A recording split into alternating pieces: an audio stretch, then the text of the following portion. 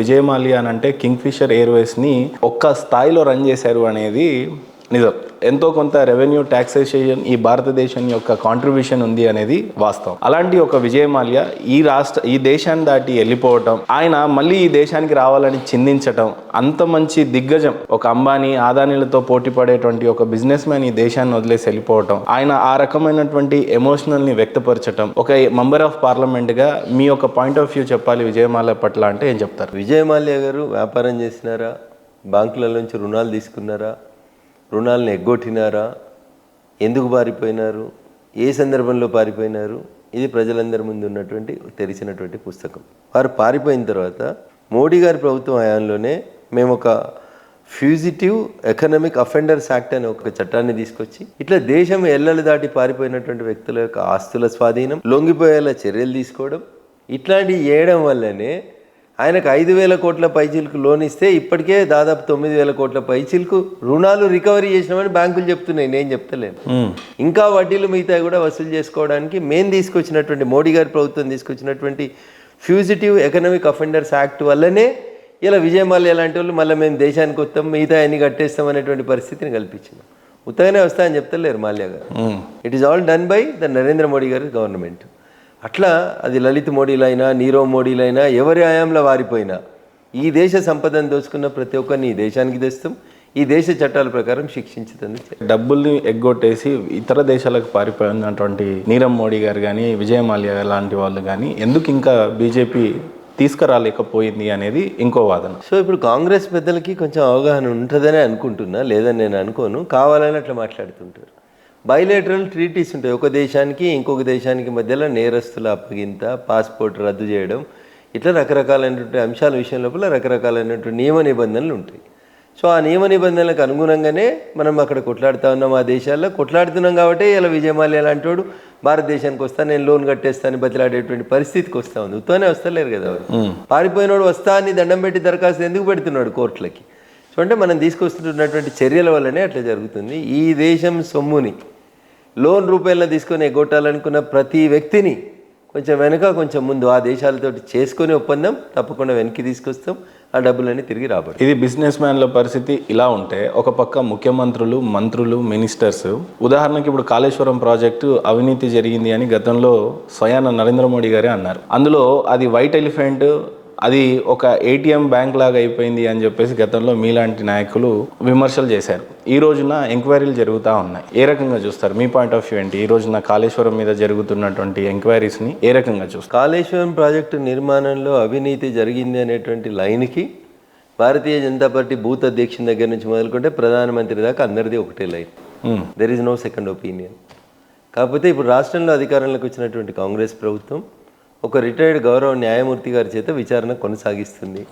ఆ విచారణలో 115వ సాక్షిగా నిన్న మాజీ ముఖ్యమంత్రి చంద్రశేఖరరావు గారిని విచారణకు పిలిచినట్టు చూసినాం.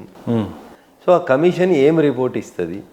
కమిషన్ ఇచ్చినటువంటి రిపోర్ట్ మీద ఈ కాంగ్రెస్ ప్రభుత్వం ఏమైనా చర్య తీసుకుంటుందా, లేదా చంద్రశేఖరరావు గారిని కాపాడాలనుకుంటుందా?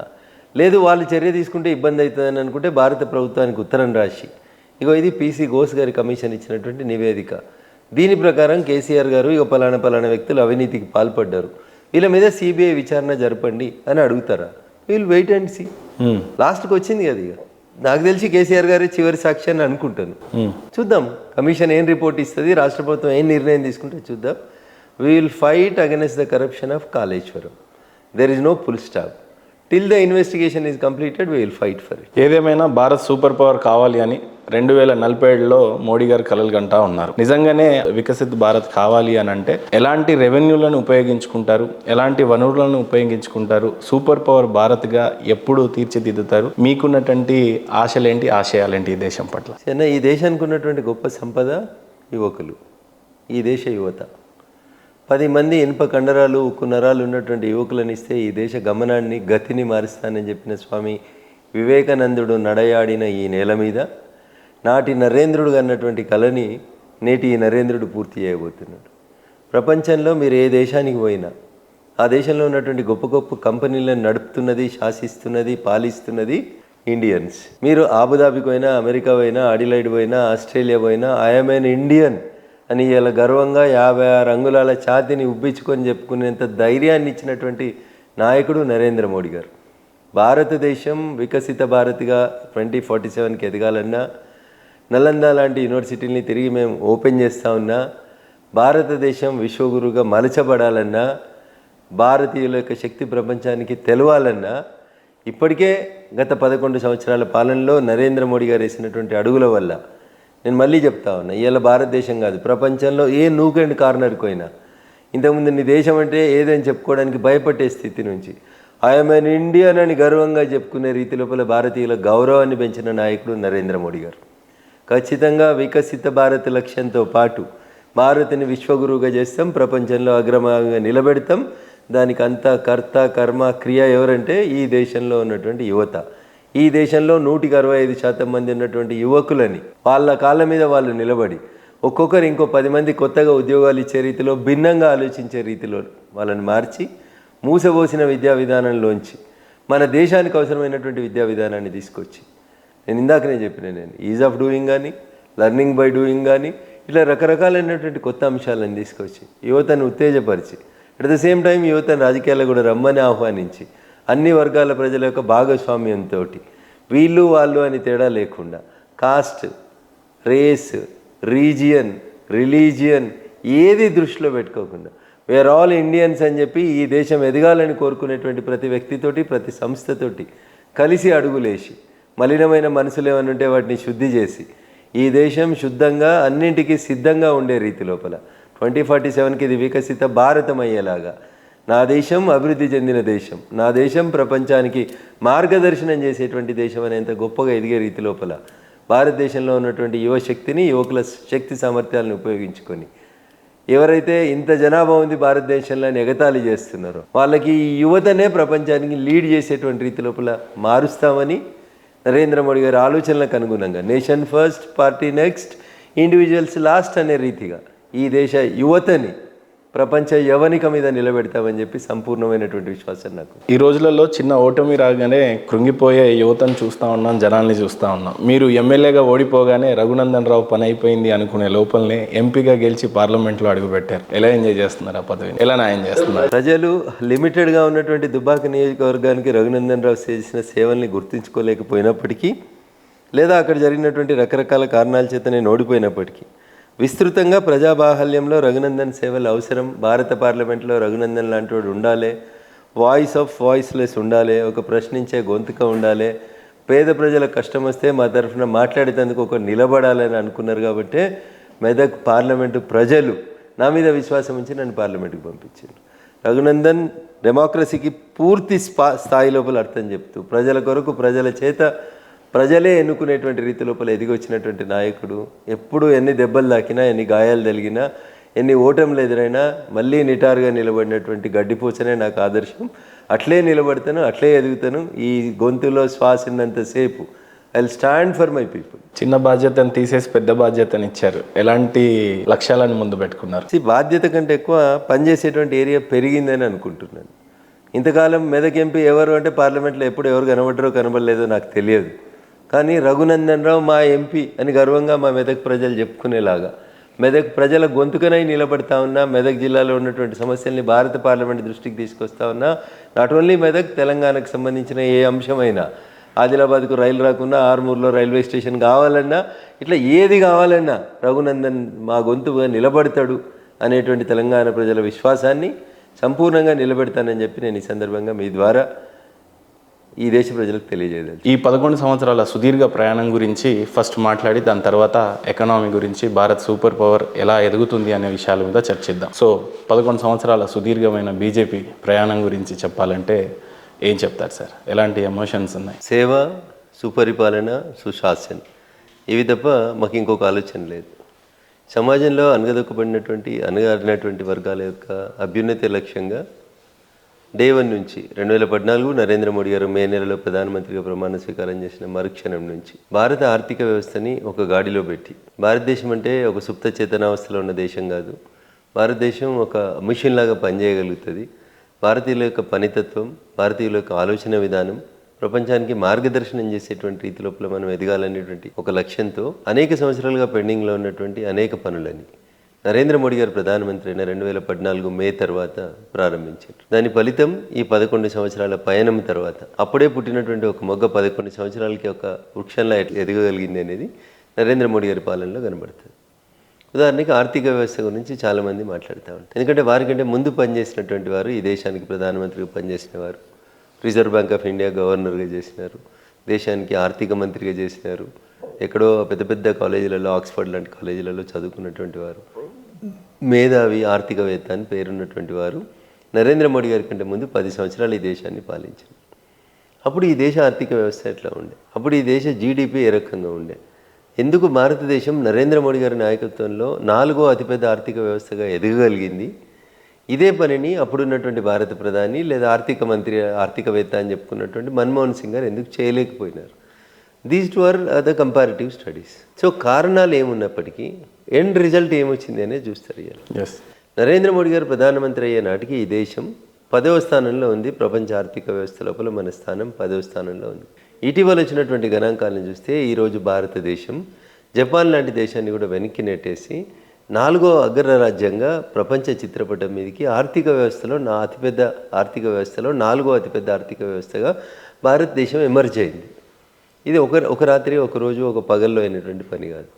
11 సంవత్సరాల నిరంతర శ్రమ, నేషన్ ఫస్ట్ అనేటువంటి ఒక త్యాగమూర్తి చేతిలో, ఒక గొప్ప వ్యక్తి చేతిలో ఈ దేశం నడిచింది కాబట్టి, నేషన్ ఫస్ట్ పార్టీ నెక్స్ట్ అనుకున్నారు కాబట్టి నరేంద్ర మోడీ గారు 2047 వికసిత భారత్ అనేటువంటి ఒక లక్ష్యాన్ని తన ముందుంచుకొని, వారు ఏది స్టార్ట్ చేసినా ప్రతిపక్షం వాళ్ళు విమర్శించినప్పటికీ తన ఆలోచన విధానాన్ని ఈ దేశ ఆర్థిక వ్యవస్థతో జోడించి ఈ దేశ ఆర్థిక వ్యవస్థని స్ట్రీమ్లైన్ చేస్తే ఈరోజు భారత ఆర్థిక వ్యవస్థ $4.19 ట్రిలియన్ ప్రపంచంలోనే 4వ ఆర్థిక వ్యవస్థగా ఎదగగలిగింది నరేంద్ర మోడీ గారి నాయకత్వం. ఇట్స్ నథింగ్ బట్ 1,87,00,000 కోట్ల ఎకానమీ. ఇది కలగనమని చెప్పారు, అబ్దుల్ కలాం గారు చెప్పారు, బాగా గొప్ప కళలు కనాలి, ఆ కళల్ని అచీవ్ చేయడానికి పని చేయాలని. కాంగ్రెస్ ప్రభుత్వం కేవలం కళలు మాత్రమే కనేది, అవి పగటి కళలుగా మాత్రమే మిగిలిపోయేవి. కానీ నరేంద్ర మోడీ గారు వచ్చిన తర్వాత మేక్ ఇన్ ఇండియా స్టార్ట్ చేసిన, స్టార్టప్ ఇండియా అన్నా, ఫిట్ ఇండియా అన్నా, ఖేలో ఇండియా అన్నా, ఇంకేదన్నా నరేంద్ర మోడీ గారి లక్ష్యం ఈ దేశం అగ్రగామిగా నిలబడాలనేదే వారి కోరిక. వారు ఒక మాట చెప్పిండ్రు, యోగా అనేది భారతదేశం నుంచి ప్రపంచానికి నేర్పబడినటువంటి ఒక ప్రాచీన విద్య. యోగాని ప్రపంచాన్ని మళ్ళొకసారి గుర్తించేలా చేయాలని మోడీ గారు ఒకసారి చెప్తే అనేక ఇస్లామిక్ దేశాలతో సహా, నేను ఇవాళ ఇస్లామిక్ అనే పదం ఎందుకు వాడుతున్నా అంటే మోడీ గారు అనగానే దాన్ని వ్యతిరేకించే వాళ్ళంతా అదే సమాజానికి సంబంధించిన వాళ్ళని చెప్తారు. కానీ ఆ దేశాలు కూడా, ఆ దేశాల్లో ఉన్నటువంటి ప్రజలు కూడా దాదాపు 173 దేశాలు ప్రపంచంలో ఒక పిలుపుతోటి యోగాని, అంతర్జాతీయ యోగాని అంతర్జాతీయంగా గుర్తించారు. జూన్ 21ని అంతర్జాతీయ యోగా దినోత్సవంగా జరుపుతున్నారు. ఈ సంవత్సరం 11వ యోగా దినోత్సవాన్ని ప్రపంచవ్యాప్తంగా జరుపుకోవడానికి ఏర్పాట్లు జరుగుతూ ఉన్నాయి. సో నాయకుడు తను తీసుకున్నటువంటి నిర్ణయం కరెక్ట్ అయితే, అది ఈ దేశ హితం కోరిన నిర్ణయం అయితే, పేద ప్రజల అభ్యున్నతి కోసం తీసుకున్న నిర్ణయం అయితే ప్రజలందరూ కూడా కలుస్తారు, నడుస్తారు, ఆ దిశగా అడుగులు పడతాయని చెప్పడానికి అనేక రకాలైనటువంటి గణాంకాలు ప్రపంచ ఆర్థిక రంగ నిపుణుల చేత నరేంద్ర మోడీ గారి ప్రభుత్వాన్ని, భారతీయ జనతా పార్టీ ప్రభుత్వాన్ని, ఈ దేశ ఆర్థిక వ్యవస్థని ఇటీవల పొగుడుతున్నారు. ప్రపంచంలో ఏ దేశంలో జరగనంత గొప్పగా పేదరికం నుంచి సుమారు 27 కోట్ల మందిని పేదరికం బయటికి తీసుకురావడం అనేది 11 సంవత్సరాల లోపల జరిగింది. ఇట్ వాజ్ ఎ డ్రీమ్, ఒకప్పుడు ఒక కళ. ఇది అవుతుందా, భారతదేశంలోంచి పేదరికాన్ని ఎరాడికేట్ చేయొచ్చా, చేయగలుగుతాము అని చెప్పి చూపించినటువంటి ఒక గొప్ప సాధకుడు నరేంద్ర మోడీ గారు. అందుకనే వారి నాయకత్వంలో వారంత గొప్పగా ఆక్స్ఫర్డ్లో, కేంబ్రిడ్జ్లో, ఇంకెక్కడ చదవకున్నా, వారంత గొప్పగా ఆంగ్లంలో ఉపన్యాసాలు ఇవ్వలేకపోయినా, రూట్ నుంచి మేక్ ఇన్ ఇండియా అనే కాడి నుంచి మొదలుకుంటే నాకు మొన్న వచ్చినటువంటి ఆపరేషన్ సింధూర్ సందర్భంగా పక్క దేశం మన దేశంలోకి చొరపాట్లు చేద్దామని అనేక రకాలైనటువంటి ప్రయత్నాలు చేస్తే మన దేశంలో ఉన్న ప్రతిపక్షాలు ఏం మాట్లాడుతున్నాయి అనేది పక్కన పెడితే మహేందర్ గారు, పక్క దేశ ప్రధానమంత్రి అంగీకరించినటువంటి ఒక మాట అందరం చూసినాం, ప్రపంచం అంతా మీడియా ముందు చెప్పిండు. మేము 9వ తారీఖు రాత్రి దాడులు చేద్దామని మేమంతా ప్రిపేర్ అయి ఉంటే, ఆ రాత్రి భారతదేశం జరిపినటువంటి దాడులతోటి మా వెన్నెముక విరిగిపోయినట్టు అయిపోయింది అని చెప్పిండు. This is not the statement of BJP leaders of India, this is the statement of Pakistan prime minister. దెబ్బ తిన్నోడు ఒప్పుకుంటున్నాడు, అరే మేము కూలిపోయినాం, మా నడుములు ఇరిగిపోయినాయి, మా కాలు చేతులు పని చేయకుండా చేసిండ్రు, ఒకటే ఒక రాత్రి మా ఎయిర్ బేస్లన్నింటినీ ధ్వంసం చేయగలిగింది, దట్ ఈజ్ భారత్ అని పాకిస్తాన్ ప్రధానమంత్రి ఒప్పుకుంటున్నాడు.